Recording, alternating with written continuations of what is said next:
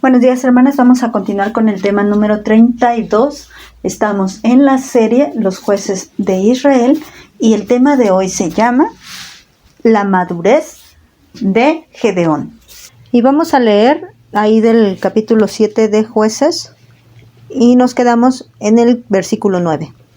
Recordemos que en el tema anterior vimos cómo Gedeón, dirigido por Dios, elige a 300 hombres que irían con él.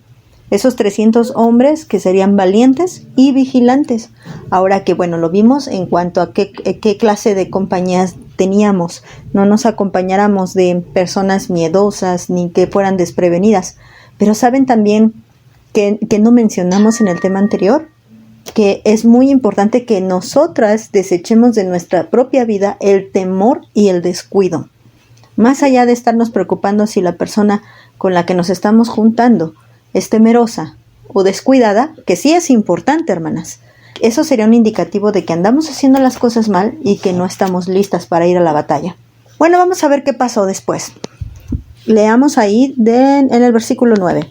Dice así: aconteció que aquella noche Jehová le dijo: levántate y desciende al campamento, porque yo lo he entregado en tus manos. Y si tienes temor de descender, baja tú con Fura, tu criado, al campamento, y oirás lo que hablan, y entonces tus manos se esforzarán, y descenderás al campamento. Y él descendió con Fura, su criado, hasta los puestos avanzados de la gente armada que estaba en el campamento.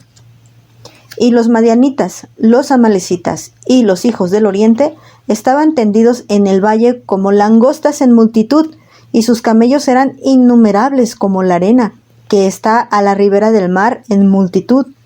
Y cuando llegó Gedeón, he aquí que un hombre estaba contando a su compañero un sueño, diciendo: he aquí, yo soñé un sueño. Veía un pan de cebada que rodaba hasta el campamento de Madián, y llegó a la tienda y la golpeó de tal manera que cayó, y la trastornó de arriba abajo, y la tienda cayó. Y su compañero respondió y dijo: esto no es otra cosa sino la espada de Gedeón, hijo de Joás, varón de Israel. Dios ha entregado en sus manos a los madianitas con todo el campamento. Y cuando Gedeón oyó el relato del sueño y su interpretación, adoró. Y vuelto al campamento de Israel, dijo: levántense, porque Jehová ha entregado el campamento de Madián en nuestras manos.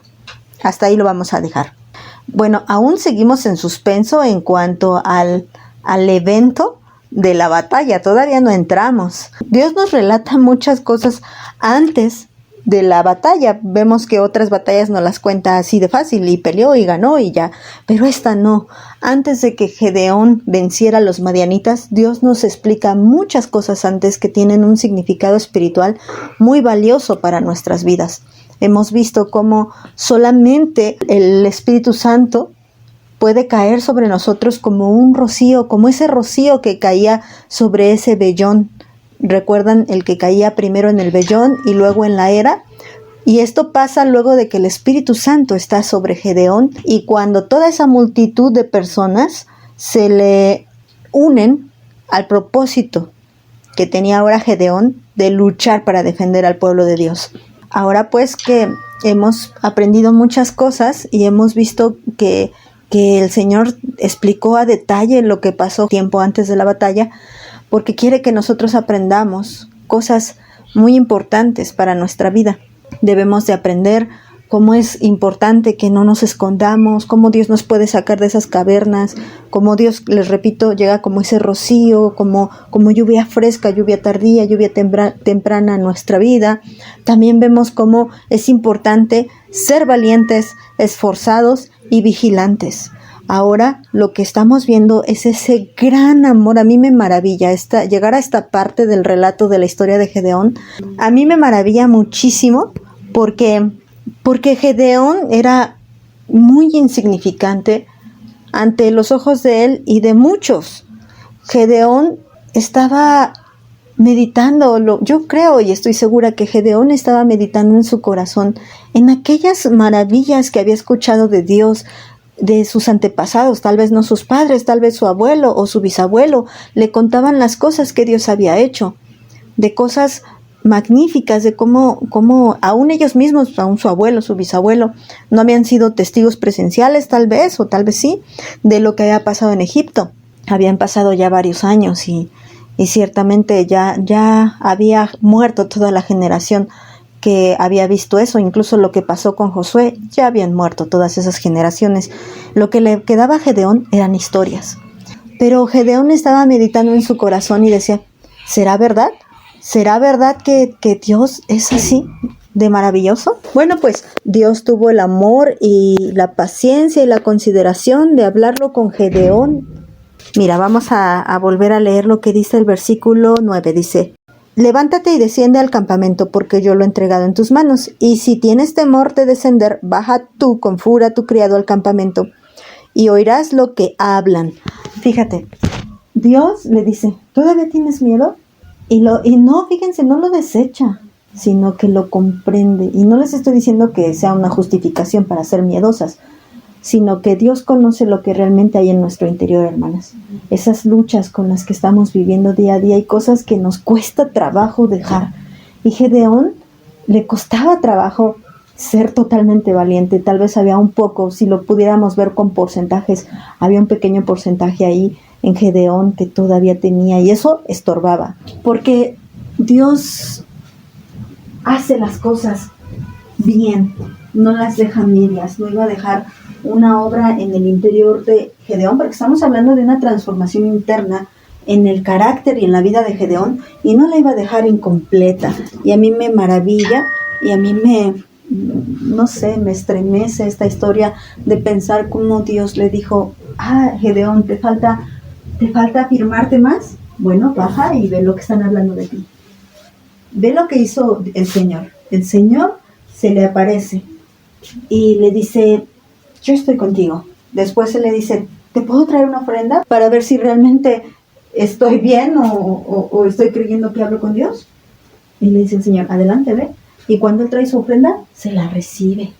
Después dice que viene sobre él el Espíritu y se levanta. ¿Y qué otra señal? Israel se le une. Por lo menos 4 tribus sí nos menciona ahí. Esas 4 tribus se le unen a pelear juntos. Todas estas son pruebas que afirmaban el corazón de Gedeón. Después, la historia del vellón.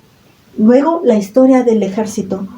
Y ahora le dice, ve y entérate lo que los enemigos piensan de ti.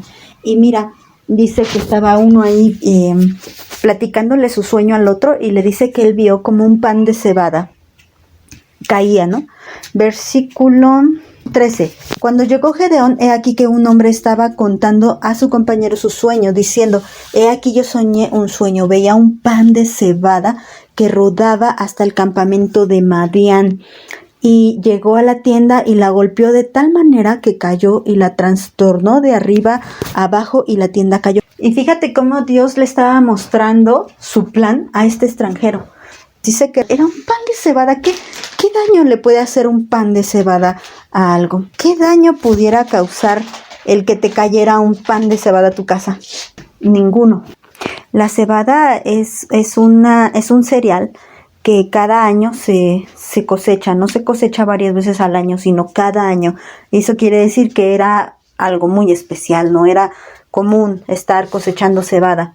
Y bueno, y fíjense que una característica de la cebada, de este cereal, es que madura muy rápido. Y yo creo que fue algo que simbolizaba la vida de Gedeón. Gedeón maduró muy rápido. Gedeón tuvo que confiar en Dios rápido, crecer rápido. Y aún Dios le tenía paciencia en ese crecimiento, porque lo estamos viendo en un día escondido en las cavernas, sacudiendo ahí en el lagar para recuperar el trigo, y resulta que de repente ya está dirigiendo primero a 32,000 hombres, y bueno, ya después vemos que el plan de Dios le cambia el sentido a estos hombres y se terminan siendo 300, pero esto fue una maduración muy rápida en la vida de Gedeón, y Dios quiere que aprendamos a crecer y a madurar así, de esa manera, que no nos demos nuestro tiempo, ya aprenderé, ya creceré. No, hermanas, ¿se acuerdan que les dije que tenemos que tomarnos nuestro tiempo para tomar decisiones? Sí, hermanas, pero para madurar no. Debemos de ir paso a paso y nunca ponerle freno ni alentar el paso del camino hacia la madurez.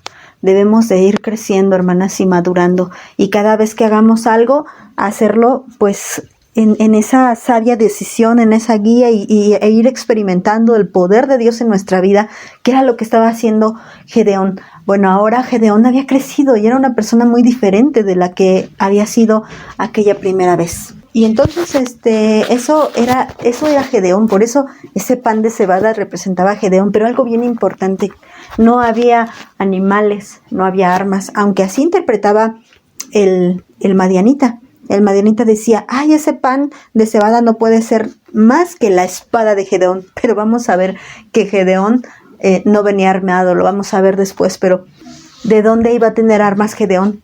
Pero ante ellos, Gedeón era un hombre armado. Era la impresión que tenían, un hombre poderoso, un hombre armado. La fama de Gedeón, imagínense con qué velocidad corrió, con la misma velocidad que él maduró. Así de pronto ellos se enteraron que Gedeón tuvo el valor para enfrentarse a los suyos y que ahora iba con todo para enfrentarse al enemigo. Corrió su fama.